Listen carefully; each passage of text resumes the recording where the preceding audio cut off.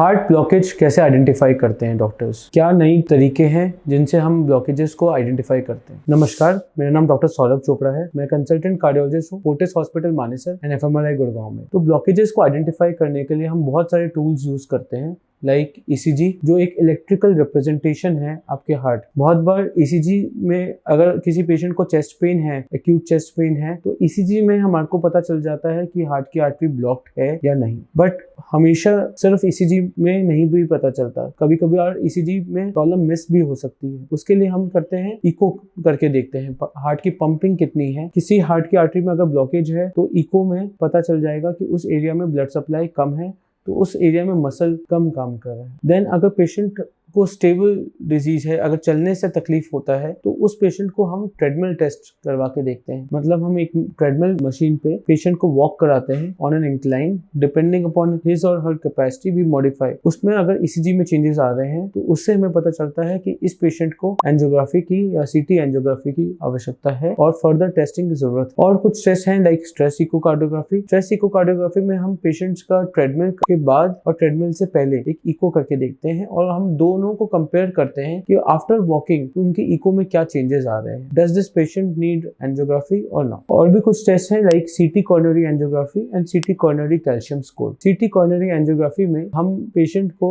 एक वेन के through die inject करके देखते हैं और उसके बाद एक CT स्कैन करते हैं। तो ये एक एनाटॉमिकल टेस्ट है। कोरोनरी आर्टरीज में जब डाई जाएगी तो वो स्पेसिफाई होने के बाद हमें दिख जाएगा कि किस एरिया में डाई नहीं जा रही, उस एरिया में कोई ब्लॉकेज है एंड उसके लिए फर्दर पेशेंट को ट्रीटमेंट की आवश्यकता है। CT coronary angiography, coronary calcium scan में फर्क ये है, CT कोरोनरी एंजियोग्राफी में हम डाई इंजेक्ट किया, कैल्शियम स्कोर में हमने सिर्फ CT स्कैन करके देखा, कोई डाई इंजेक्ट नहीं करी और ये देखा कि कहाँ पे कितने कैल्शियम डिपॉजिट्स हैं। जिनका कैल्शियम स्कोर मोर देन 300 है और साथ में सिम्टम्स हैं, उनको एंजियोग्राफी की आवश्यकता है। जिनका स्कोर 0 है उनको चांसेस ऑफ ब्लॉकेज काफी कम है, ऑलमोस्ट 0 है। और किसी का स्कोर 100 to 300 के बीच में है तो उसमें हम बाकी टेस्ट लाइक ट्रेडमिल टेस्ट या उनके रिस्क फैक्टर्स को देख के डिसाइड करते हैं कि पेशेंट को एंजियोग्राफी की आवश्यकता है या फर्दर ट्रीटमेंट की आवश्यकता है या नहीं। धन्यवाद।